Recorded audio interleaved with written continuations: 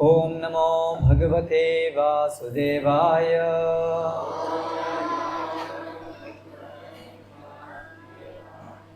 ओम नमो भगवते वासुदेवाय।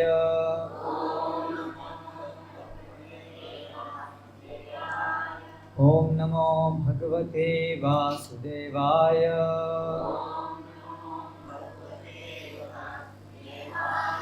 श्रीमद् भगवद गीता यथारूप अध्याय 6 ध्यान योग श्लोक क्रमांक 24। मोबाइल में देख सकते हैं, उनके पास है। अध्याय 6 श्लोक क्रमांक 24।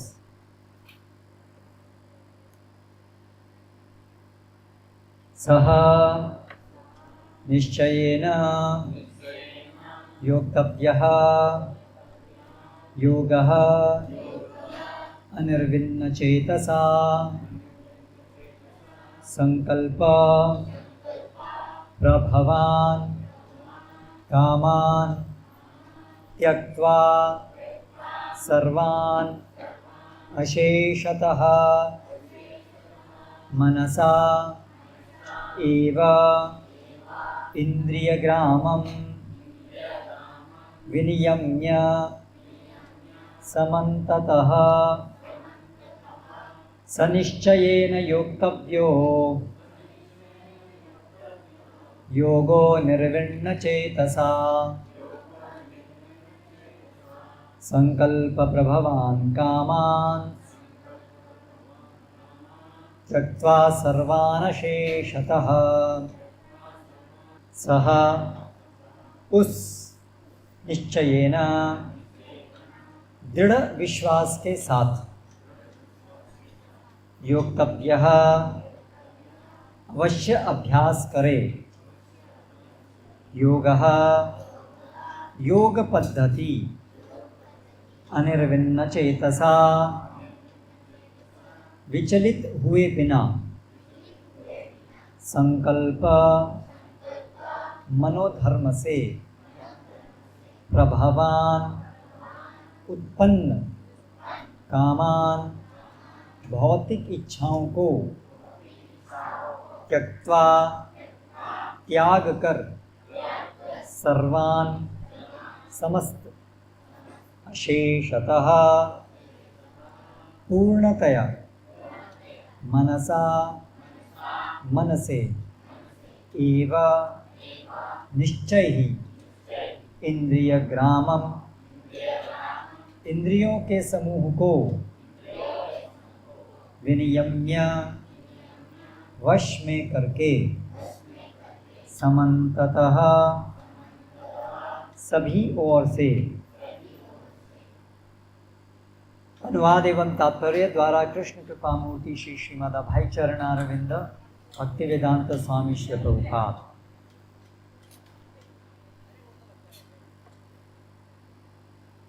मनुष्य को चाहिए कि संकल्प तथा श्रद्धा के साथ योगाभ्यास में लगे और पथ से विचलित न हो। उसे चाहिए कि मनोधर्म से उत्पन्न समस्त इच्छाओं को निरपवाद रूप से त्याग दे और इस प्रकार मन के द्वारा सभी ओर से इंद्रियों को वश में करे। तात्पर्य: योगाभ्यास करने वाले को दृढ़ संकल्प होना चाहिए और उसे चाहिए कि बिना विचलित हुए धैर्यपूर्वक अभ्यास करे। अंत में उसकी सफलता निश्चित है। उसे यह सोचकर बड़े ही धैर्य से इस मार्ग का अनुसरण करना चाहिए और यदि सफलता मिलने में विलंब हो रहा हो तो निरुत्साहित नहीं होना चाहिए। ऐसे दृढ़ अभ्यासी की सफलता सुनिश्चित है। भक्ति योग के संबंध में रूप गोस्वामी का कथन है: उत्साहा निश्चयात् धैर्यात् तत्तत् कर्म प्रवर्तनात् संग त्यागात् सतो वृत्तेः षट्भिर्भक्तिः प्रसिद्ध्यति। मनुष्य पूर्ण हार्दिक उत्साह, धैर्य तथा संकल्प के साथ भक्ति योग का पूर्ण रूपेण पालन भक्त के साथ रहकर निर्धारित कर्मों के करने तथा सत्कार्यों में पूर्णतया लगे रहने से कर सकता है। उपदेशामृत 3। जहाँ तक संकल्प की बात है, मनुष्य को चाहिए कि उस गोरैये का आदर्श ग्रहण करे जिसके सारे अंडे समुद्र की लहरों में मग्न हो गए थे। कहते हैं कि एक गोरैया ने समुद्र तट पर अंडे दिए, किंतु विशाल समुद्रों ने अपनी लहरों में समेट ले गया। इस पर गोरैया अत्यंत क्षुब्ध हुई और उसने समुद्र से अंडे लौटा देने के लिए कहा, किंतु समुद्र ने उसकी प्रार्थना पर कोई ध्यान नहीं दिया। अतः उसने समुद्र को सुखा डालने की ठान ली। वह अपनी नन्ही सी चोंच में समुद्र का पानी निकालने लगी। सभी उसके इस असंभव संकल्प का उपहास करने लगे। उसके इस कार्य की सर्वत्र चर्चा चलने लगी, तो अंत में भगवान विष्णु के विराट वाहन पक्षीराज गरुड़ ने यह बात सुनी। उन्हें अपनी इस नन्ही पक्षी बहन पर दया आई और वे गोरैया से मिलने आए। गरुड़ उस नन्ही गोरैया के निश्चय से बहुत प्रसन्न हुए और उन्होंने उसकी सहायता करने का वचन दिया। गरुड़ ने तुरंत समुद्र से कहा कि वह उसके अंडे लौटा दे, नहीं तो उसे स्वयं आगे आना पड़ेगा। इससे समुद्र भयभीत हुआ और उसने अंडे लौटा दिए। वह गोरैया गरुड़ की कृपा से सुखी हो गई। इसी प्रकार योग, विशेषतया कृष्ण भावनामृत में भक्ति योग अत्यंत दुष्कर प्रतीत हो सकता है, किंतु जो कोई संकल्प के साथ नियमों का पालन करता है, भगवान निश्चित रूप से उसकी सहायता करते हैं, क्योंकि जो अपनी सहायता आप करते हैं, भगवान उनकी सहायता करते हैं। ओम ज्ञानतिमिरान्धस्य ज्ञानञ्जनशलाकया चक्षुरुन्मीलितं येन तस्मै श्रीगुरवे नमः। श्रीचैतन्यमनोभीष्टं स्थापितं येन भूतले स्वयं रूप कदा मह्यं ददाति स्वपदान्तिकं। वन्देऽहं श्रीगुरौ श्वेतपदकमलं श्रीगुरून् वैष्णवांश्च श्रीरूपं साग्रजातं सहगणरघुनाथान्वितं तं सजीवं साद्वैतं सावधूतं परिजनसहितं कृष्णचैतन्यदेवं श्रीराधा कृष्णपादान् सहगणललिता श्रीविशाखान्वितांश्च। जय श्रीकृष्ण चैतन्य प्रभु नित्यानंद श्री अद्वैत गदाधर श्रीवासादि गौर भक्तवृंद। हरे कृष्णा कृष्णा कृष्णा हरे हरे, हरे राम राम राम हरे हरे।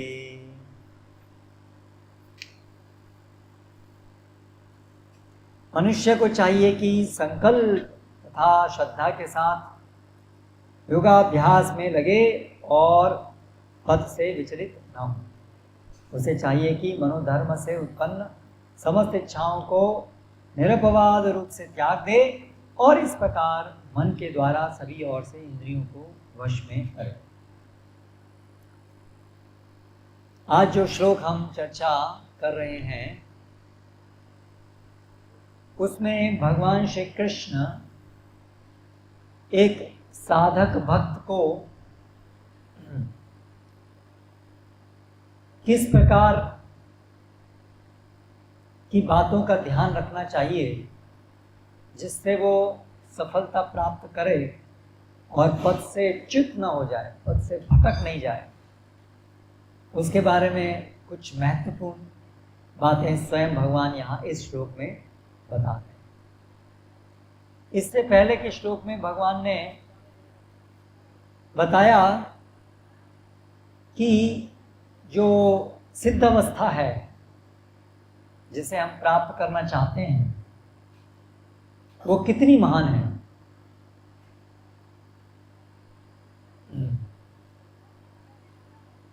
भगवान ने कहा तद विद्यात दुख योग संयोग योग संगीतम।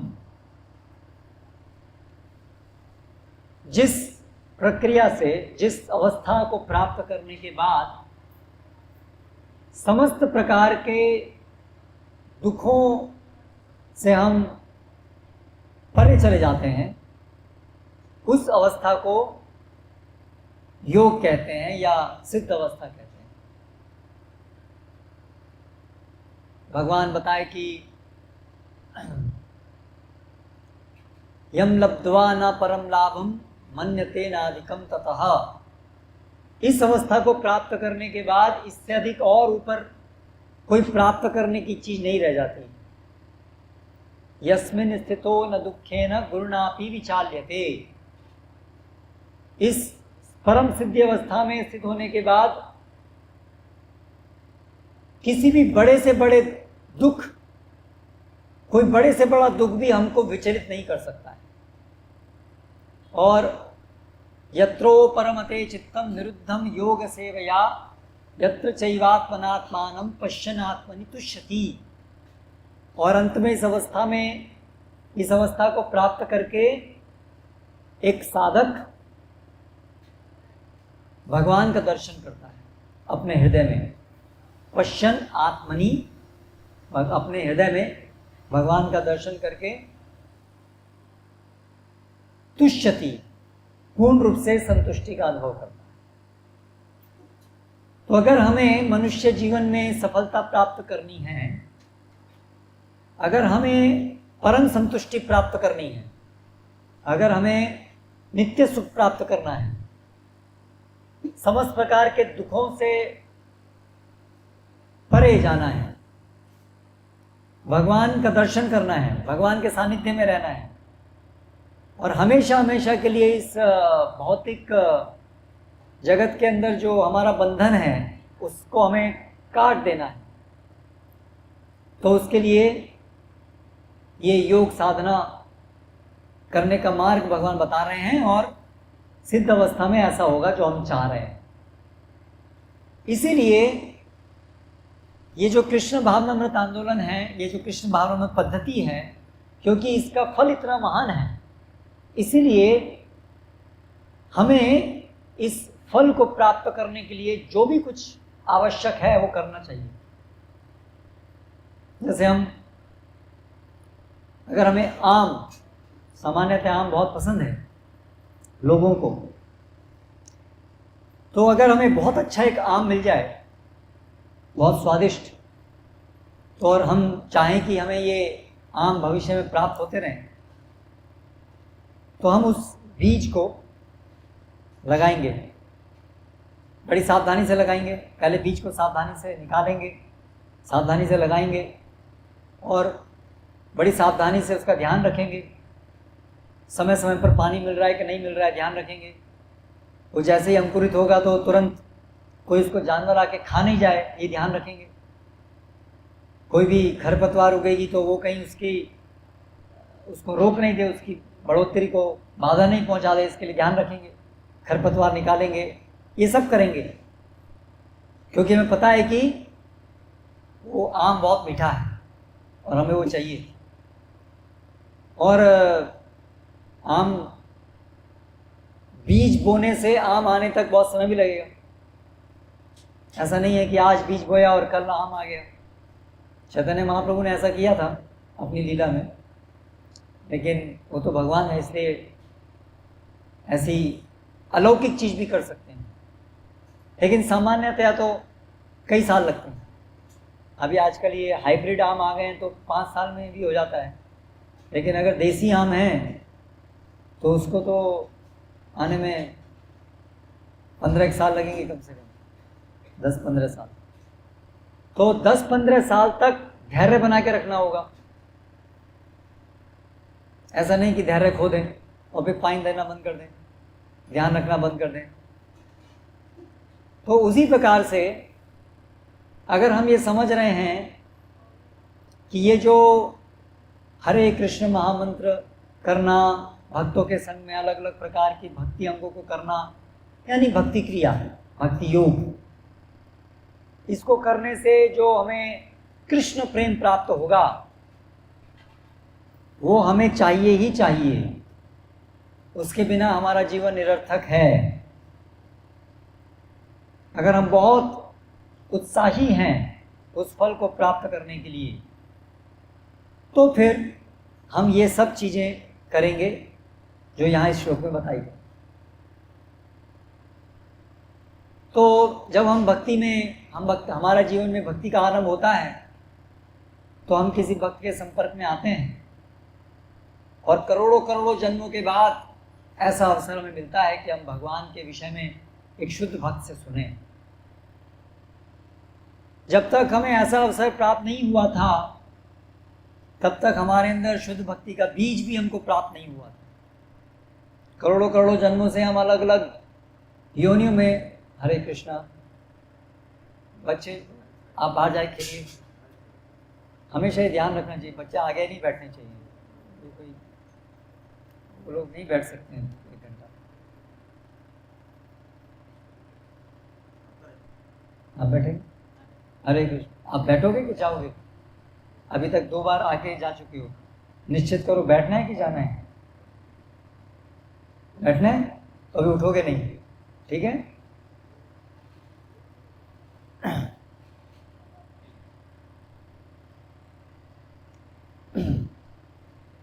तो ऐसे करोड़ों जन्मों से हम भटक रहे थे। अभी हमको ये भक्त संघ में प्रभुपाद की कृपा से हमें ये दुर्लभ, अति दुर्लभ, इससे दुर्लभ और कोई चीज नहीं है, क्योंकि यही एकमात्र वो चीज है जो हमें भगवत प्रेम दे सकती है, अन्य और कोई चीज नहीं है। तो ये बहुत बहुत दुर्लभ जो बीज है भक्ति का, वो हमें प्रभुपाद की कृपा और प्रभुपाद के जो प्रतिनिधि हैं, भक्त हैं, उनकी कृपा से ये बीज हमें अभी प्राप्त हुआ है। प्राप्त करने से हमारी एक यात्रा आरंभ होती है। जैसे पेड़ लगाने से, बीज लगाने से एक नई यात्रा आरंभ होती है, उस पेड़ की यात्रा, जिसका अंतिम गंतव्य क्या है? फल लगना। ये यात्रा है, बीज से लेकर के फल लगने तक की यात्रा। उसी प्रकार से जब हमें भक्ति लता का बीज प्राप्त होता है तो वहां से हमारी आध्यात्मिक यात्रा आरंभ होती है। तो जितना आरंभिक समय में जब हमको ये बीज मिला, आरंभिक समय में ही जितनी हमारी जो श्रद्धा है वो अगर बहुत मजबूत है तो उतना ही हमारी अवसर ज़्यादा हैं कि हमारी यात्रा सफल होगी, उसमें फल लगेंगे। तो श्रद्धा क्या है? ये वो बीज है श्रद्धा। तो जो बीज हम बो रहे हैं वो बीज मजबूत होना चाहिए। कई बार ऐसा होता है बीज जो है वो घटिया किस्म का होता है तो उससे अच्छा पेड़ नहीं निकलता है। नंदग्राम में हमने लगभग 6-7 साल पहले कुछ 50 महोगनी, एक पेड़ है जिसकी बहुत कीमती लकड़ी होती है, उसके बीज लगाए। तो उसमें से बहुत सारे जो बीज हैं उसमें से अंकुरित होकर के पेड़ तेजी से बढ़ा, लेकिन एक जो था वो बहुत मंद गति से ही बढ़ा, शुरू से ही बहुत धीरे धीरे धीरे। सबको समान रूप से हम पानी दे रहे हैं, लेकिन वो बीज में कुछ खराबी थी, वो ढंग से नहीं बढ़ा। ऐसे होता है ना, बीज की गुणवत्ता बहुत महत्वपूर्ण। तो ये सबसे पहली चीज है कि जो बीज हमें मिला है वो कितना मजबूत है, यानी हमारी जो आरंभिक श्रद्धा है भक्ति को आरंभ करने में, श्रद्धा से भक्ति का आरंभ होता है। बीज से पेड़ का आरंभ होता है, तो उसी प्रकार श्रद्धा से भक्ति का आरंभ होता है। तो ये श्रद्धा जिसकी जितनी मजबूत है उतना ही ये पेड़ तेजी से बढ़ेगा और पूरी तरह से बढ़ करके फल तक पहुंचेगा। और अगर बीज मजबूत नहीं है तो हो सकता है थोड़ा बड़ा होकर के वहीं आके रुक जाए, आगे बढ़े ही नहीं, फल कभी उसमें लगे नहीं, कभी उसमें फूल नहीं आए, कभी उसमें फल नहीं आए, ऐसा हो सकता है, तो और थोड़ी देर में मर जाए। तो इसका मतलब हमारी पहली कसौटी है श्रद्धा मजबूत होनी चाहिए। वो श्रद्धा मजबूत और कमजोर कैसे होती है, क्या मतलब है कमजोर श्रद्धा का, क्या मतलब है मजबूत श्रद्धा का?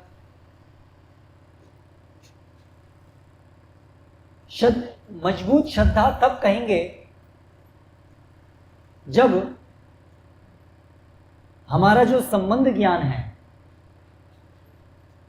हमारी जो भक्ति के विषय में जो समझ है, यदि वो शास्त्र के अनुसार सही है, शास्त्र पे आधारित है, तब कहेंगे कि वो श्रद्धा मजबूत है। और यदि हमारी समझ भक्ति को लेकर के, हम कौन हैं, भगवान कौन है, देवी देवता कौन है, हम इस संसार में कैसे आए, संसार का हमारा क्या संबंध है, भगवान का संसार का क्या संबंध है, ये सारे जो विषय हैं, और हमारा अंतिम गंतव्य क्या है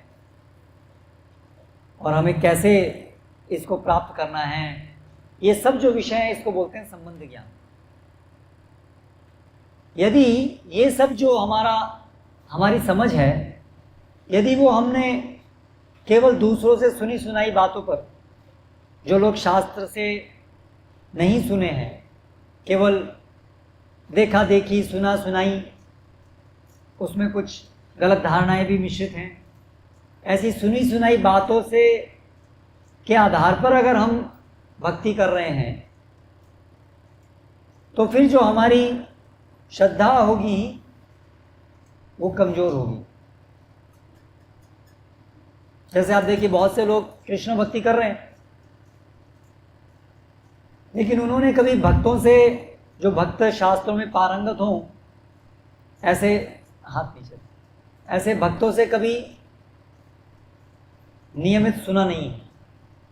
टीवी में देख लिया, रामायण महाभारत सीरियल, वहाँ से भक्ति शुरू करी, या घर में कुछ पिताजी कुछ थोड़ा बहुत करते थे, आसपास में कुछ लोग भक्ति करते थे, ऐसा देख करके भक्ति शुरू की कि भाई हमारे यहाँ बहुत लोग कृष्ण भक्ति करते थे, हमारे भी ऐसे होते हैं ना, बहुत लोग दूसरों को देख करके सुन करके कुछ भक्ति करते हैं। उसमें उनके अपने गलत विचार भी होते हैं, दूसरों के भी गलत विचार होते हैं, कुछ सही भी होते हैं, खिचड़ी होती है सब, बहुत सारी गलत धारणाओं के साथ में वो भक्ति करते हैं। और कुछ लोग हैं जो भक्त के संपर्क में आने से, जो भक्त शास्त्रों के अनुसार भक्ति कर रहे हैं, उनके संपर्क में आने से शास्त्रों को सुनते हैं। जैसे यहाँ पर अभी हम इस्कॉन संस्था के अंदर श्रील प्रभुपाद से सुनते हैं, और उनके माध्यम से हम शास्त्र के अनुसार जानते हैं कि भगवान कौन है, हमारा भगवान के साथ संबंध क्या है, हमारा परम गंतव्य क्या है, इत्यादि। ये सारी चीज़ें हम शास्त्रों के अनुसार समझते हैं। और जो इसको सही से समझ करके इसको ग्रहण करता है, उसमें पूरा उसको सही प्रकार से सुनता है। कई लोग हैं जो सुनते हैं लेकिन सुन करके भी नहीं सुनते हैं, सुनते हैं लेकिन अपने हिसाब से जो अच्छा लगा वो ग्रहण करते हैं, जो अच्छा नहीं लगा उसको छोड़ दें, तो फिर वो सुन करके भी नहीं उन्होंने सुना, ऐसा हो गया। लेकिन जो सुन करके यथारूप सुनते हैं, यथारूप ग्रहण करते हैं, वो लोगों की श्रद्धा कहेंगे दृढ़ श्रद्धा है। तो उनके बहुत अच्छे अवसर हैं कि वो, उनका जो भक्ति लता बीज है वो बढ़ेगा और बढ़ करके उसमें फल लगेंगे कृष्ण प्रेम के। यहाँ तक स्पष्ट है? ये हो गया पहली बात, श्रद्धा। अभी उसके बाद आगे जो पूरा रास्ता है उसमें क्या क्या चीज़ जरूरत पड़ेगी हमें, तो यहां बताया है पहली चीज निश्चय।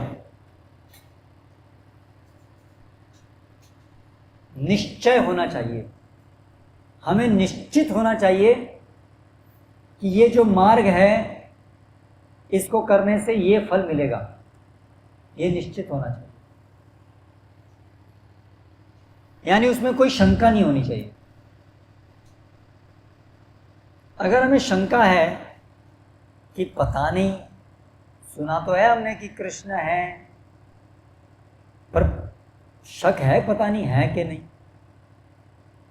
कहते तो हैं, सुना तो है, प्रभु जी लोग बोलते तो हैं कि हरे कृष्ण मंत्र जप करने से हमें कृष्ण प्रेम प्राप्त हो जाएगा, पर मन में जो है उनकी शंकाएं बनी हुई हैं कि पता नहीं ये सच भी है कि नहीं है, किसी ने भगवान को आज तक देखा भी है कि नहीं है। ऐसी शंकाएं यदि किसी के मन में है तो इसका मतलब उसको निश्चय नहीं है, उसको निश्चय नहीं है। संशयात्मा विनश्यति, संशय है उसको, डाउट, संशय। तो जिस व्यक्ति के हृदय में संशय है वो कभी भक्ति में ढंग से प्रगति नहीं कर पाएगा। तो संशय का निवारण कैसे होना चाहिए, संशय है तो क्या करना चाहिए?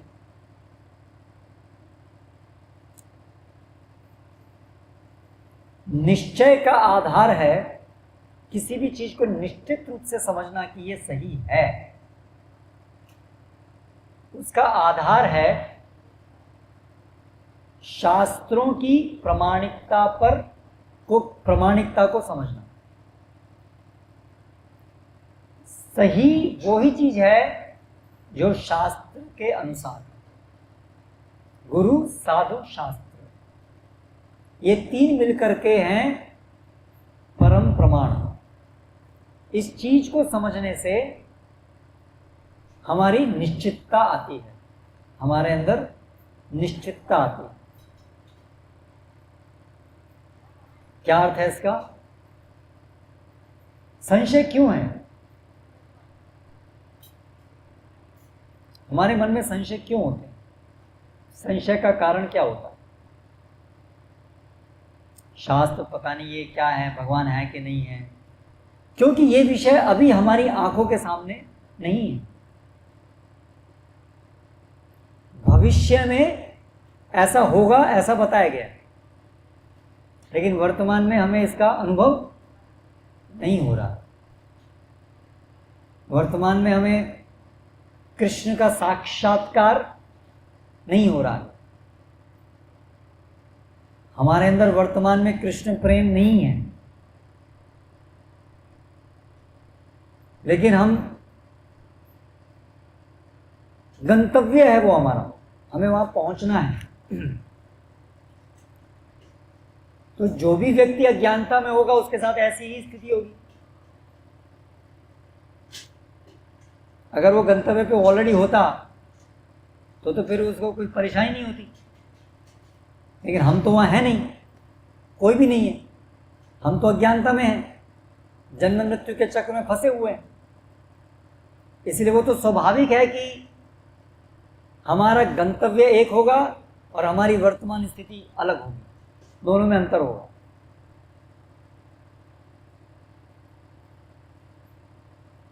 ठीक है, तो इसमें तो कोई बुरी बात नहीं है, तो स्वाभाविक है, तो ऐसा हो गई। जो भी व्यक्ति अज्ञानता में है उसकी वर्तमान स्थिति अज्ञानता की है और उसका गंतव्य है ज्ञान।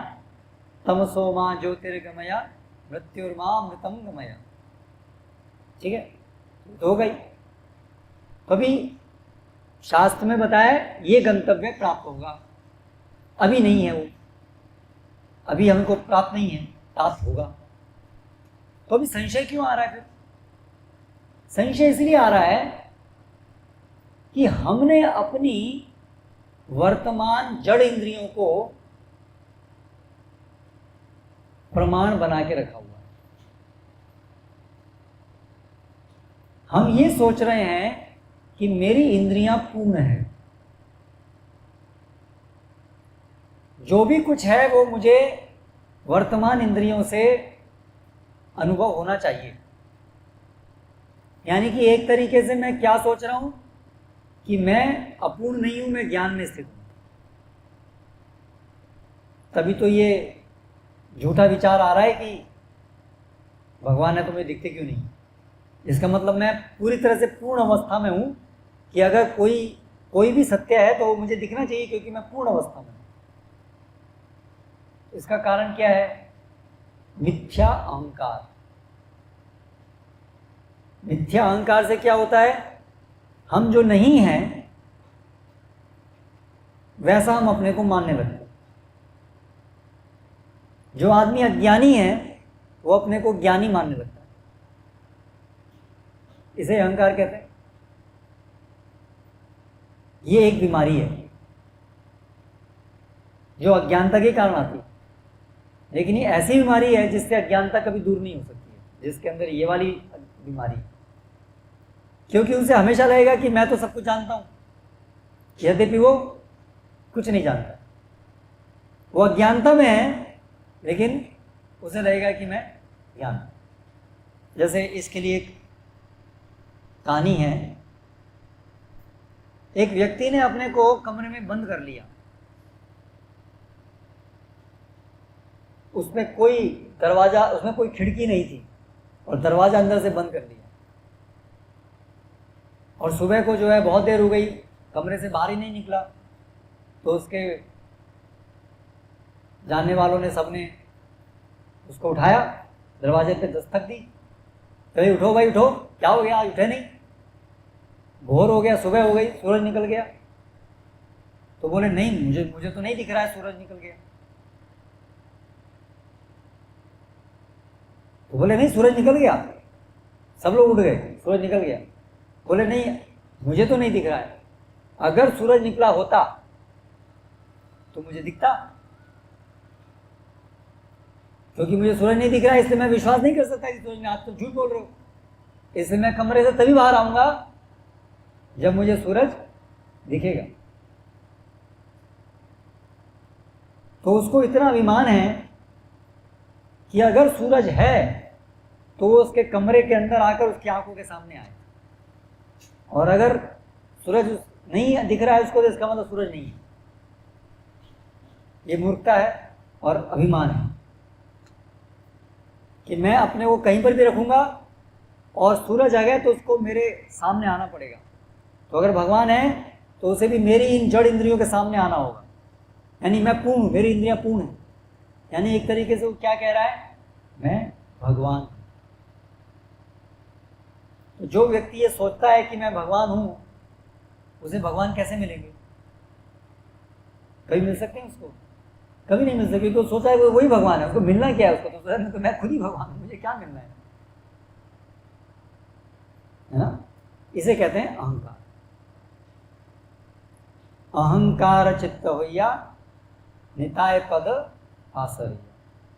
जिसके अंदर अहंकार होता है वो जो है भगवान और भगवान की दी हुई जो बातें हैं उसको नकार देता है। ठीक है, तो ये है संशय का कारण, अभिमान, गर्व, यानी विनम्रता ना होना। अभिमान का उल्टा है विनम्रता। विनम्रता क्या है? जो हम हैं, जैसे हैं उसको स्वीकार करना। हम अज्ञानता में हैं तो स्वीकार करना कि हम अज्ञानता में हैं। इसे कहते हैं विनम्रता। ये है वास्तविकता, वास्तविक हमारी पहचान। तो जिस व्यक्ति के अंदर उसकी इच्छा शक्ति के दुरुपयोग के कारण और पाप कर्मों के फल के कारण ऐसी दुर्मति होती है, ऐसी गलत बुद्धि होती है कि वो अपनी वास्तविकता को स्वीकार नहीं करता है, अपनी अज्ञानता को स्वीकार नहीं करता है, और इस वजह से वो अपनी अज्ञानता की स्थिति को ज्ञान की स्थिति समझता है, और इसलिए अपनी वर्तमान जड़ इंद्रियों को जो कुछ भी देखने के लिए सक्षम नहीं है, थोड़ा बहुत देख सकती है। आहार निद्रा भय मैथुन के लिए जो जरूरी है बस वही चीज़ देख सकती है, लेकिन इसके ऊपर कुछ नहीं देख सकती है। जैसे पशु आहार निद्रा भय मैथुन से ऊपर कुछ नहीं जान सकते हैं, उसी प्रकार से हमारी भी स्थिति अज्ञानता में ऐसी ही है। पशु के समान हम आहार निद्रा भय मैथुन तक ही जान सकते हैं, इसके अलावा नहीं जान सकते हैं। इसलिए चैतन्य चेतावनी में क्या कहा गया है, माया मुग्ध जीव नहीं स्वतः कृष्ण ज्ञान, अतएव जीव कृपाए कैल कृष्ण वेद पुराण। जो माया मुग्ध जीव है, जो अज्ञानता में है, वो अपने आप से कभी कृष्ण को नहीं जान सकता है, इसलिए भगवान ने शास्त्रों को दिया है। लेकिन जो अभिमानी है वो व्यक्ति तो सोच रहा है कि मैं अब जान सकता हूँ, तो सब कुछ जान सकता हूँ, कि मैं सब कुछ जान सकता हूँ मतलब मैं सबसे बड़ा हूँ, इससे सब कुछ जानता हूँ, ऐसा वो सोच रहा है। तो ये है संशय का कारण। तो इसलिए सबसे पहली बीमारी है संशय। और जब संशय है यानी हमें अपनी इंद्रियों पर इतना घमंड है, तो हम ऐसी कोई भी ज्ञान का स्रोत जो हमारी इन इंद्रियों के परे का ज्ञान दे, उस पर हमको संशय होता है, क्योंकि हमारे इंद्रियों पर हमको घमंड है। तो शास्त्र ने बताया एक वैकुंठ धाम है, वहां कृष्ण रहते हैं, हम सब शरीर आत्मा है। तो संशय आत्मा क्या बोलेगा, अरे आत्मा मुझे दिखी नहीं अभी तक, अरे वैकुंठ में दिखा नहीं, अरे भगवान दिखा नहीं, संशय है, इसलिए निश्चय नहीं होगा उसको। ऐसे बहुत भक्त लोग हैं, जब करते हैं 2 महीना हुआ, 4 महीना हुआ, 5 महीना हुआ, लेकिन जो अंदर संशय था शुरू में वो निकला नहीं। शुरू में सब आएंगे तो संशय होगा, संशय होंगे, अज्ञानता होगी, लेकिन आरंभ से जो भक्त आ रहा है उसके अंदर आप देखिए कुछ भक्त लोग जो है वो शुरू से ये समझ जाते हैं, सुनते हैं हमारी इंद्रियां अपूर्ण हैं, समझ जाते हैं, हाँ बिल्कुल सही बात, समझ गए, हम अज्ञानी हैं, हाँ भाई सही बात, अज्ञानी, सरल स्वभाव, सरल हृदय, तो उनके अंदर संशय नहीं बनता है। अज्ञानता थी उनके अंदर, लेकिन वो संशय आत्मा नहीं थे, ठीक है। लेकिन कुछ लोग क्या होते हैं, सुनते हैं लेकिन उनके अंदर संशय बनता है, क्योंकि उनके अंदर या तो वो अपनी स्वतंत्र इच्छा शक्ति का दुरुपयोग कर रहे हैं, अभी भी उनके अंदर बहुत मैं भगवान हूँ, मैं भगवान हूँ, मैं सबसे बड़ा हूँ, ये दुरुपयोग है इच्छा शक्ति का। अभी भी उनकी इच्छा ऐसी ही है, मैं भगवान हूँ, मैं भगवान बनूँ, या जो भी है। या तो उनके जो पाप कर्म फल हैं वो उनको बहुत अधिक प्रेरित कर रहे हैं। पाप कर्म फल जो भी हो, वर्तमान समय की उनका इच्छा शक्ति का दुरुपयोग तो होगा ही, तभी पाप कर्म फल प्रभावित करेंगे। पाप कर्म फल अपने आप से विवश नहीं कर सकते। यदि हमारी स्वतंत्र इच्छा शक्ति का हम दुरुपयोग ना करें तो केवल हमारे पाप कर्म फल हमें विवश नहीं कर सकते। तो कहीं ना कहीं हम वर्तमान समय में अपनी इच्छा शक्ति का दुरुपयोग कर रहे हैं, हमें भगवान से ईर्ष्या है भी, इस वजह से संशय होता है, भगवान से ईर्ष्या है। इसलिए इच्छा द्वेष समुत्थेन द्वंद्व मोहेन भारत सर्वभूतानि सम्मोहं सर्गे यान्ति परन्तपा। तो ये है ईर्ष्या और द्वेष जब तक व्यक्ति के हृदय में बसा हुआ है भगवान से, तब तक वो संशय करेगा, तब तक उसका भक्ति जीवन में ढंग से प्रगति नहीं होगी, ठीक है। ये हो गया संशय। इसके विपरीत है निश्चय। नहीं भाई, मेरी इंद्रियां पूर्ण है, मैं अपनी इंद्रियों से क्या जानूंगा, भगवान, अरे भगवान तो कोई होगा ही ना, इसने सारे संसार को किसने बनाया, नहीं तो मैंने तो बनाया नहीं, इन्होंने भी नहीं बनाया जो है सारे लोग, तो किसी ने तो बनाया होगा, बिना बनाए कैसे बन गया। ये कोई छोटी मोटी चीज़ है कि ऐसे ही बस प्रकृति के नियम जो बिल्कुल सरल नियम है, जिसके अंदर कोई हेतु नहीं है, क्योंकि वो कोई व्यक्ति थोड़ी ना है। नियम तो जैसे गुरुत्वाकर्षण है, वो कोई अंधा है, तो वो कोई चीज़ को सोच करके नहीं बना सकता। कोई जगत अपने आप से कैसे बन सकता है, नहीं, कोई तो होगा बनाने वाला। तो ठीक है, और शास्त्रों को जब सुनेगा, ये भगवान, ये शास्त्र जो है किसी मनुष्य के द्वारा बनाए गए नहीं, पीछे जाके बैठ, तो जब वो सुनेगा कि ये शास्त्र जो है ये तो भगवान के द्वारा दिए गए हैं, और शास्त्रों को जब वो देखेगा कि शास्त्रों में इतना बड़ा ज्ञान दिया गया है, बहुत अच्छा है, बहुत सब कुछ समझ में आता है, बहुत तर्क संगत है, तो वो आसानी से सहजता से इसको स्वीकार करेगा। ये तो बहुत ही, ये कोई मनुष्य के द्वारा दिया गया ज्ञान नहीं लगता है, सही बात है, इसमें हर चीज़ पूर्ण है, ये है जिस व्यक्ति के अंदर भगवान से ईर्ष्या नहीं हो, इस तरह से इसको आसानी से ग्रहण कर पाएगा। और जिसके अंदर भगवान से ईर्ष्या है वो हमेशा संशय वाला मार्ग पे चलेगा। तो जब कर रहा है, दोनों जब कर रहे हैं, एक संशय के साथ में लगा हुआ है कर रहा है, और एक संशय के बिना कर रहा है, दोनों जब कर रहे हैं, दोनों सेवा कर रहे हैं, दोनों एक जैसे लग रहे हैं शुरू में, लेकिन दोनों में बहुत बड़ा अंतर है। वो दिखेगा कब? जब एक दिन वो गायब हो जाएगा, तब एक दिन अचानक गायब हो जाएगा, है ना। जैसे एक प्रभुपाद के शिष्य थे, तो प्रभुपाद जब अमेरिका में गए तो उस समय वो चल रहा था कि मनुष्य चंद्रमा पे जाने का प्रयास कर रहा था। तो प्रभुपाद जी हमेशा बोलते थे आदमी कभी चंद्रमा पे नहीं जा सकता। तो फिर एक दिन टीवी में दिखाया गया कि आदमी चंद्रमा पे चला गया। तो प्रभुपाद जी ने जब उसको देखा तो प्रभुपाद हंस रहे थे, बोले ये ऐसे ही इन्होंने बना दिया है कहानी, आदमी चंद्रमा पे नहीं जा सकता। तो वो एक जो शिष्य था उसको हमेशा प्रभुपाद की इस बात को वो हजम नहीं कर पाता था कि आदमी चंद्रमा पे नहीं जा सकता, क्योंकि उसको बहुत विश्वास था वैज्ञानिकों के ऊपर कि ये वैज्ञानिक तो बहुत सच बोलते हैं, जो बोलते हैं अरे इनका में इतना ज्ञान है। और जब उसने टीवी में देखा कि अरे अभी तो चले गए, आदमी दिखा दिया टीवी पे कि आदमी पहुंच गया चंद्रमा पे, और फिर भी प्रभुपाद कह रहे हैं कि आदमी चंद्रमा पे नहीं आ सकता, तो उसका प्रभुपाद से विश्वास चला गया और प्रभुपाद को छोड़ के चला गया। तो उसके अंदर संशय था कि अपनी इंद्रियों के ऊपर उसको घमंड था। वैज्ञानिक क्या है, उनको अपनी इंद्रियों पे घमंड है ना। तो उसको लगा मैं ये देख रहा हूँ टीवी में, और ये सब साइंटिस्ट लोग हैं, ये भी इनको अपनी इंद्रियों पे घमंड है, और मैं भी अपनी इंद्रियों को सच मानता हूँ। तो वैज्ञानिक जो कहते हैं वो सही होता है, तो वैज्ञानिक ने और टीवी वालों ने जो दिखाया वो तो सही होगा ना, कैसे गलत हो सकता है। तो उसको वो संशय था, इसलिए वो संशय की वजह से वो नहीं टिक पाया और फिर चला गया। प्रभुपाद ने बाद में बोला कि अरे भाई मेरे पे विश्वास नहीं है, शास्त्र पे तो विश्वास होना चाहिए। लेकिन उसको शास्त्र पे विश्वास नहीं था, क्योंकि उसको अपनी इंद्रियों पे विश्वास था, इसीलिए संशय उसका था बना। इसमें ये उदाहरण।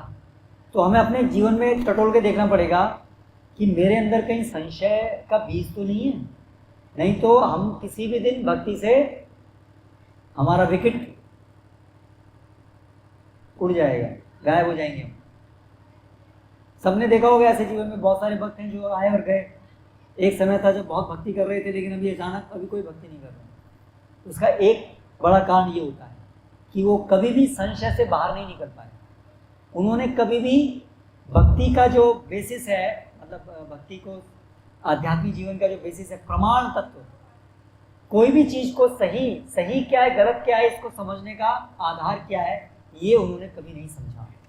उन्होंने हमेशा अपनी इंद्रियों को ही प्रमाण माना, अपनी इंद्रियों को ही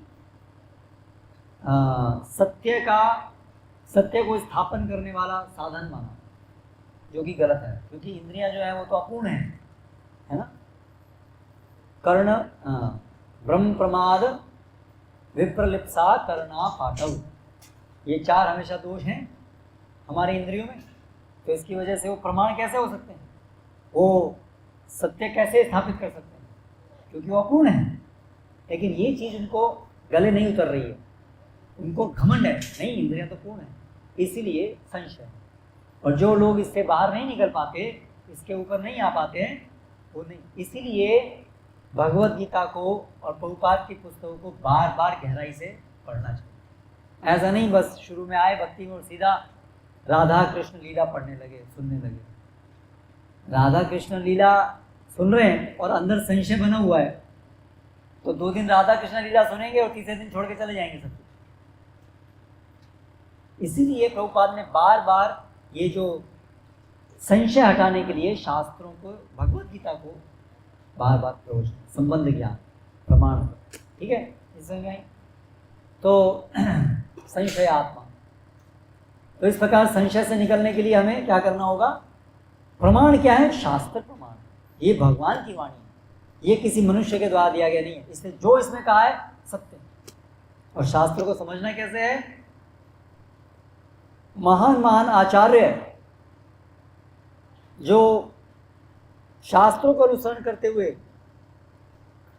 पूरी तरह से तीनों गुणों के अतीत पहुंच गए हैं, या जो तीनों गुणों से अतीत पहुंचे हुए महात्मा हैं उनका बड़ा कड़ाई से पालन कर रहे हैं, ऐसे आचार्य और हमारे आसपास में जो ऐसे गुरुजन हैं जो उनका अनुसरण कर रहे हैं, वो जो समझे तीनों चीज साथ साथ, जो तीनों एक जैसा चीज जो मिले शास्त्र से, गुरुजनों से और महान महान आचार्यों, पूर्ववर्ती आचार्यों से एक सम्मत होकर के तीनों चीज जो चीज कहें वो है प्रमाण, वो है सही। ठीक है, ये विश्वास जिसका हो गया है उसे कहते हैं निश्चय, उसको निश्चय हो गया। इसलिए जो भी शास्त्र में कहा है उसका उसमें पूर्ण विश्वास होगा। इसलिए पहले कोई भी विवाद होता तो बोलते कौन से शास्त्र में कहा है, तो अगर कोई सिद्ध कर दे कि ये शास्त्र में कहा है तो फिर हाँ, ये फिर मान लेते ठीक है, सही बात। तो इसलिए हमारा निश्चय यहाँ क्या कहा गया है, सनिश्चयेन योक्तव्यम, निश्चय होना चाहिए। निश्चय होना चाहिए मतलब हमें समझना चाहिए कि शास्त्र परम प्रमाण है, गुरु साधु शास्त्र जो कहें वही सही है, और इसलिए अगर शास्त्र में कहा है तो मुझे उस पर विश्वास है, इसे कहते हैं निश्चय। शास्त्र और आचार्य गुरु जो चीज कहें उस पर मुझे पूर्ण विश्वास है, इसे कहते हैं निश्चय। ठीक है, तो इसलिए निश्चय। अभी आगे चले, निश्चयेन योक्तव्यो योग निर्विन्न चेतसा। दूसरी महत्वपूर्ण चीज क्या चाहिए भक्ति में सही से प्रगति करने के लिए, निर्विन्न चेतसा।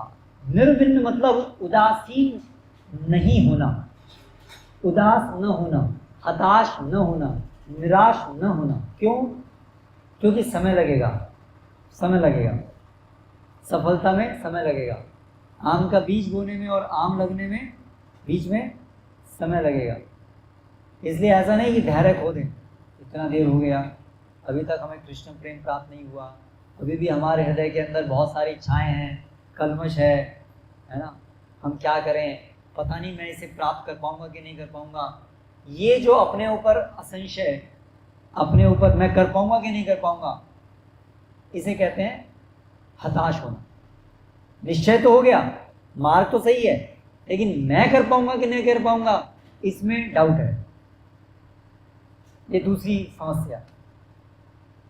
समझ आ रहा है? पहली समस्या है ये सही है कि नहीं है, वही संशय। अभी ये तो दूसरा है कि ये तो पता चल गया कि मार्ग सही है, भगवान तो है, ये तो निश्चय है, लेकिन अपने ऊपर मैं कर पाऊंगा कि नहीं कर पाऊंगा। तो इस वजह से क्या हुआ, मार्ग में चल रहे हैं, दुख आ रहे हैं, भक्ति कर रहे हैं, कष्ट आ रहे हैं, लोग ताने मार रहे हैं, घर वाले ताने मार रहे हैं, क्या भक्ति भक्ति लगा के रखी हुई है, 24 घंटे माला लिए बैठे रहते हो, और कुछ करना है कि नहीं करना है, भक्ति से क्या होगा, ये वो है ना, परेशानियां हो रही हैं, है ना। उसको देख करके हताशा हो रही है, पता नहीं यार मैंने भक्ति मार्ग शुरू किया, मुझे तो लग रहा था कि सब अच्छा अच्छा होगा, भगवान कृपा करेंगे, लेकिन भक्ति मार्ग में जब से मैं आया हूँ तब से पता नहीं ये कुछ परेशानियां उत्पन्न होने लगी हैं। उसकी वजह से शिथिलता आ जाना, उसे कहते हैं हाँ, ये दूसरी बीमारी है, शिथिलता आ जाना, प्रयास कम कर देना, ये दूसरी बीमारी देखने को मिलती है। भक्त लोग शुरू शुरू में बड़े उत्साह से आगे बढ़ते हैं, सूर्यमाला जब शुरू कर दिया, मंगल आरती में आना शुरू कर दिया, लेकिन धीरे धीरे देखते हैं अरे यार हम तो वहीं के वहीं हैं, प्रगति नहीं हो रही है, और ये इतनी सारी समस्याएं आ रही हैं, देर लग रही है, या तो प्रगति नहीं हो रही है, धीरे धीरे हो रही है। हम तो सोच रहे थे जब करेंगे और बस कृष्ण प्रेम प्राप्त हो जाएगा, हमें तो 2 साल हो गए माला करते हुए, अभी भी हमारी आंखों से आंसू नहीं निकलते हैं, हम रोंगटे खड़े नहीं होते हैं हमारे, है ना, अभी भी हमारे मन में बहुत ही इच्छाएं रहती हैं, तो पता नहीं ये हम इसको पूरा कर पाएंगे कि नहीं कर पाएंगे। ऐसा विचार आने से अभी शिथिल हो गए, अभी मंगला आरती में कभी आते हैं कभी नहीं आते हैं, है ना, प्रचार में कभी जाते हैं कभी नहीं जाते हैं, कभी सूर्यमाला भी छोड़ देते हैं, बाहर का भी खा लेते हैं, शिथिल हो गए, नियमों का पालन करने में शिथिल हो गए। ये है दूसरी बीमारी। इसलिए यहाँ पर भगवान बता रहे हैं निर्विन्न चेतसा, अनिर्विन्न चेतसा। निर्विन्न मतलब उदास हो जाना, छोड़ देना, अनिर्विन्न चेतसा मतलब उदास नहीं होना। धैर्य रखना है, ठीक है, धैर्य। फिर तीसरी चीज, संकल्प प्रभवान कामान त्यक्त्वा सर्वान अशेषता। साधक भक्त को तीसरी चीज क्या चाहिए भक्ति में अच्छे से प्रगति करने के लिए? जो हमारी भौतिक इच्छाएं हैं, जो मन में उठ रही हैं, उसके ऊपर अमल नहीं करना, उन इच्छाओं की पूर्ति के लिए प्रयास नहीं करना। यह है तीसरा आवश्यक अंग। भौतिक इच्छाएं कैसे हमारे हृदय में उठती हैं? हमारे हृदय में भौतिक इच्छाएं क्यों उठती हैं? उसका कारण क्या है? अचानक भौतिक इच्छा उठी, बाहर का खा लो, प्रसाद तो रोज ही खाते हैं, आज थोड़ा बाहर का भी खाते हैं, है ना? या 4 नियमों में से कोई नियम और कोई नियम तोड़ने की इच्छा, ऐसी सब इच्छाएं। वो इच्छाएं क्यों होती हैं, कहाँ से आती हैं वो इच्छाएं? तो हमारे हृदय के अंदर, हमारे अंतःकरण में एक अर्ध चेतना का स्तर भी होता है, सबकॉन्शियस माइंड। एक चेतन मन है और एक अर्ध चेतन मन है। चेतन मन में जो भी कुछ है वो हमें ज्ञात होता है, मेरा मन ये सोच रहा है, मेरे मन में भी ये विचार आ रहा है, ये इच्छा आ रही है, वो चेतन मन है। अर्ध चेतन मन है जिसके बारे में हम अनुभूति नहीं करते। जैसे हम रात को जब सोते हैं, सपने आते हैं, सपने में हम कुछ सोचते हैं, विचार करते हैं, कुछ चीज़ देखते हैं, वो सब चीज़ें क्या होती हैं? वो अर्ध चेतन में जो चीज़ें थी वही अभी चेतन मन में आ जाती हैं, जिससे हम उनका अनुभव करने लगते हैं। हमें लगता है यार मैंने दिन में तो कभी मेरे विचार नहीं आया, कभी ऐसी इच्छा नहीं हुई, ये सोते समय सपने में कहाँ से ये इच्छा आ गई? क्योंकि वो अर्ध चेतन मन में थी, चेतन मन में नहीं थी। सपने के समय में ये अर्ध चेतन मन में से चीज़ें उठ करके चेतन मन में आने लगती, क्योंकि चेतन मन उस समय बाह्य संसार से कट जाता है। हम सो गए, दिन में तो क्या होता है, हमारा जो मन है वो बाहर के विषयों को ग्रहण कर रहा है, उनको इसलिए बिजी है, व्यस्त है, इसलिए अर्ध चेतन मन में क्या चल रहा है वो वहाँ नहीं देख रहा है। लेकिन सोते समय क्या होता है, हम सो जाते हैं, आंख बंद हो जाती है, दिन में तो हम देख रहे हैं तो बाहर का विषय अंदर जा रहा है, रात में सो गए तो अभी दिखना बंद हो गया, सारी इंद्रियां शिथिल हो गई, तो बाहर के विषय से संपर्क होना बंद हो गया मन का। तो फिर मन को अभी टाइम मिलता है गोता खाने का, अंदर जो अर्ध चेतन है वहाँ जाके वो ढूंढता है विषयों को, तो वहाँ के विषय फिर चेतन मन में आ जाते हैं और फिर उसको बोलते हैं सपना। ठीक है, तो अर्ध चेतन मन में हमने जो पूर्व जन्म में, पूर्व समय में जो भी हमने कर्म किए हैं, उसके जो फल हैं वो वहाँ पर रहते हैं संस्कार के रूप। वो संस्कार क्या है? वो पूर्व कर्म फल का अनुभव सूक्ष्म रूप में रहता है। मान लीजिए कभी हमने मान लीजिए करंट, इलेक्ट्रिसिटी का शॉक लगा हो कभी पिछले जन्म में, तो उससे कई बार आपने देखा लोगों को कभी कोई फोबिया होता है, फोबिया, कुछ लोगों को पानी से डर लगता है। तो अगर उनके पूर्व जन्म में कभी ऐसा हुआ हो कि कभी उनको या तो पानी में डूबने से उनकी मृत्यु हो गई हो, तो वो जो अनुभव जो उन्होंने किया था वो उनके अर्धचेतन मन में संस्कार के रूप में रहता है। इसीलिए उसके परिणाम से वर्तमान जीवन में उनको पानी अच्छा नहीं लगता है, पानी से डर लगता है, वो अनुभव उनके यहाँ सूक्ष्म रूप में। ठीक है, ऐसा होता है।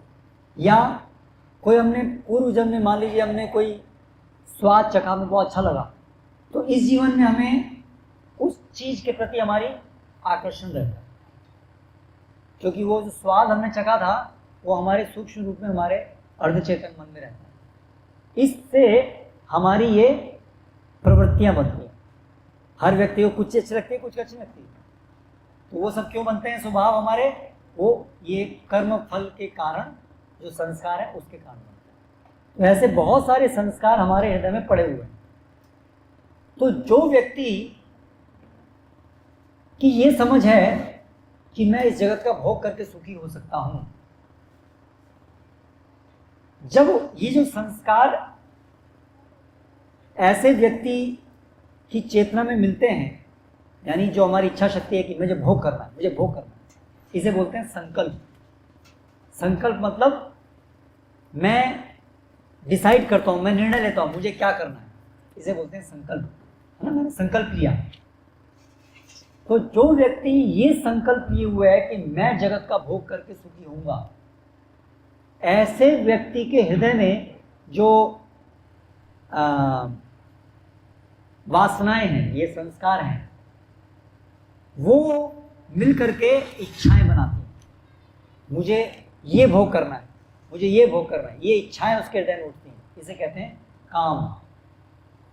तो वासना है जो हमें इच्छा के रूप में नहीं है, सूक्ष्म रूप में। जब वो हमारी संकल्प के साथ मिल जाती हैं, संकल्प प्रभवान कामान, संकल्प से उत्पन्न काम। संकल्प से काम कैसे उदित हुआ? वो वासनाएं के मिलने से, वासनाएं और हमारा संकल्प मिलने से क्या होता है? काम, विशिष्ट इच्छा। मुझे ये चाहिए, मुझे ये चाहिए, मुझे बड़ा घर चाहिए, मुझे ये कार चाहिए। ये सब जो इच्छाएं हैं, काम हैं, वो इस प्रकार से जन्म लेती हैं। तो यहाँ क्या कहा गया है? संकल्प से उदित काम और सर्वान अशेषता, अशेष, ये जो सारे संस्कार हैं, इन सब से बाहर निकलना, ये हमारा लक्ष्य होता है, ये प्रयास, ये कार्य। जो भी मन के अंदर इच्छा उठ रही है, जानते हुए कि ये मेरे संकल्प और मेरे जो संकल्प कहीं ना कहीं अभी भी पूरी तरह से मैं भोग वृत्ति से नहीं निकला हूँ, उसकी वजह से ये इच्छाएं उठ रही हैं, उस इच्छाओं पे अमल नहीं करना है। जो भक्ति के प्रतिकूल है, उस इच्छा के ऊपर अमल नहीं करना है। सिगरेट पीने की हुड़क उठी, क्योंकि पहले सिगरेट पीते थे, इच्छा हो गई, अरे यार देखा किसी को सिगरेट पी रहा है, अरे यार मैं भी पी लेता हूँ, अरे कोई भक्त तो देख नहीं रहा है, चलो यार क्या पता चलता है थोड़ा। यहाँ पर ये कहा है, संकल्प प्रभवान कामान त्यक्त्वा, नहीं करना। अगर हमने किया तो फिर भक्ति मार्ग से च्युत होने की बहुत संभावनाएं हो जाएगी। तो बहुत सारे भक्त इस वजह से उलझ जाते हैं, कामनाएं जो हैं उसको रोक नहीं पाते, ठीक है। तो काम प्रभवान, संकल्प प्रभवान कामान त्यक्त्वा सर्वान अशेषता। फिर मनस एव इंद्रिय ग्रामम विनियम्य समन्तता। फिर अगला स्टेप क्या है, अगली चीज क्या है, अगला अंग क्या है? साधक के जीवन में क्या होना चाहिए? मन के द्वारा इन इंद्रियों को हमेशा से काबू में रखना चाहिए। इंद्रियाणानुचरताम यन्मनो न विधीयते हरस्य तदति प्रज्ञान वायुर्नाम इमाम हसी। जैसे वायु जो है नाव को बहा के ले जाती है, उसी प्रकार से हमारी ये जो इंद्रियां, यदि वो अपने विषयों की तरफ आकर्षित हो रही हैं और मन से हम उसको कंट्रोल करने की जगह मन भी उसी के पीछे भाग रहा है, तो हमारी बुद्धि भी भ्रष्ट हो जाएगी और हम बहक जाएंगे। इसलिए आगे बताया, द्वितीय गृहीतिया शनि शनि ऊपर में बुद्धिया द्वितीय गृहीतिया। पहले तो बुद्धि के द्वारा मन को कंट्रोल करना पड़ेगा, फिर मन के द्वारा इंद्रियों को कंट्रोल करना पड़ेगा। ये साइकिल, ये क्रम है। बुद्धि पहले स्ट्रॉन्ग बनानी पड़ेगी। बुद्धि कैसे स्ट्रॉन्ग बनेगी? सत्संग में श्रवण करने से, उससे बुद्धि स्ट्रॉन्ग बनेगी। उस मजबूत बुद्धि से मन को बोलना पड़ेगा। मन के अंदर इच्छाएं हैं, मन को बोलना पड़ेगा ये संकल्प नहीं करो, ये इच्छा नहीं करो। बुद्धि जो है मन को बोलेगी, मन को काबू में करेगी। और जब मन काबू में आएगा, तो जब इंद्रियां आकर्षित होंगी, हमारी आंख कुछ भी सुंदर रूप देख करके जब आकर्षित होगी, तो मन उसको बोल पाएगा नहीं करना है, नहीं जाना है। कौन ऐसे अपने मन, किसका मन ऐसा बोल पाएगा? जिसकी बुद्धि स्ट्रॉन्ग है ना। मनसा एवेंद्रिय ग्रामम विनियम्य, सब तरफ से कोई भी इंद्रिय को छुटकारा नहीं देना है। एक भी इंद्रिय यदि अपने विषय में चली गई, ऐसा नहीं कि चलो यार थोड़ा सा भोग तो किया है, थोड़ा सा ही तो किया है, उसमें क्या हो गया, है? वो थोड़ा सा भोग करना ही हमारे को खींच के ले आ सकता है। तो इसलिए बिल्कुल कम से कम, ठीक है हम एकदम से सारा भोग नहीं छोड़ सकते हैं, स्वादिष्ट खाने की इच्छा हो रही है, ठीक है, लेकिन भगवान की सेवा में जो नियोजित हो सकती है इंद्रिय भोग, उतना कर सकते हैं इस प्रार्थना के साथ कि भगवान मुझे इससे भी निकालिए। खूब अच्छा खाने की इच्छा हो रही है, ठीक है, भगवान के लिए बनाइए, भगवान को भोग पहले भगवान को अर्पित कीजिए, भगवान जब उसको संतुष्ट हो जाए खाएं, फिर उसको प्रसाद रूप में आप ले सकते हैं। वो भी इंद्रिय भोग है, हमारी उसको खाने की इच्छा है, वो भी सही नहीं है पूरी तरह से, लेकिन अभी हम विवश हैं, इसलिए कम से कम वो भगवान की सेवा में तो लग रहा है, कम से कम भगवान ने पहले उसको लिया। लेकिन अगर आपको मान लीजिए बाहर का खाने की इच्छा हो गई, जो अभक्त बना रहे हैं, वो तो भगवान ने स्वीकार नहीं किया, वो अगर आपने खाया तो आपकी भक्ति में रुकावट आएगी।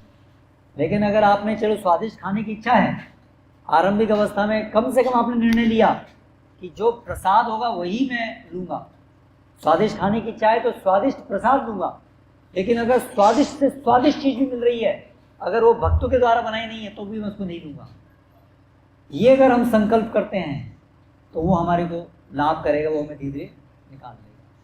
तो इसलिए कम से कम ये 4 नियम नहीं तोड़ने, कुछ भी हो जाए जीवन में ये 4 नियम नहीं तोड़ने। जिसने ये 4 नियम तोड़े उसका भक्ति में बहुत बाधा आ जाएगी, है ना। इसलिए प्रभुपाद बोलते हैं 4 नियम कड़ाई से पालन करो, 16 माला जप करो, है ना, ये सारे जो विधि विधान है इसका पालन करो, निश्चित रूप से हम कृष्ण प्रेम प्राप्त करेंगे। हरे कृष्ण। यहाँ पर समाप्त करते हैं। कोई प्रश्न किसी का है? आप तो बहुत बाद में आए, पहले जो आराम से बैठे हैं पहले उन लोगों को अवसर देंगे।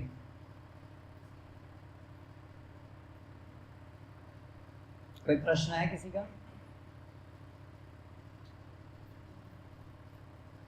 पूछिए आप।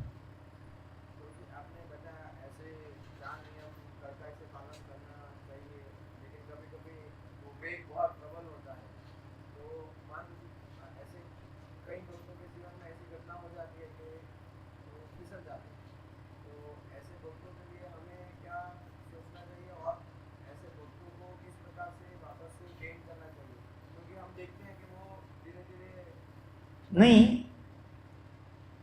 भगवान बताते हैं कि जात श्रद्धा मद कथासु निर्विन्न सर्व कर्मसु। मेरा भक्त जो है, जिसकी मेरे अंदर पूरी श्रद्धा स्थापित है, कभी कभी ऐसा होता है कि वो चाहते हुए भी, पूरे प्रयास करते हुए भी, जानते हुए कि ये इंद्रिय भोग कष्ट का कारण है, फिर भी वो जो उसके पूर्व कर्म फल का वेग है उसकी वजह से वो उसको रोक नहीं पाता है। भगवान श्री कृष्ण 11वें स्कंद में बताते हैं कि ऐसे भक्त को निराश नहीं होना चाहिए, उसको श्रद्धा पूर्वक मेरी भक्ति सेवा में लगे रहना चाहिए और धीरे धीरे वो इसके ऊपर विजय प्राप्त कर लेगा। तो जानबूझ करके हमें नियम नहीं तोड़ने हैं, लेकिन ऐसा संभव है कि हम पूरा भरसक प्रयास करने पर भी वेग इतना तेज है कि हम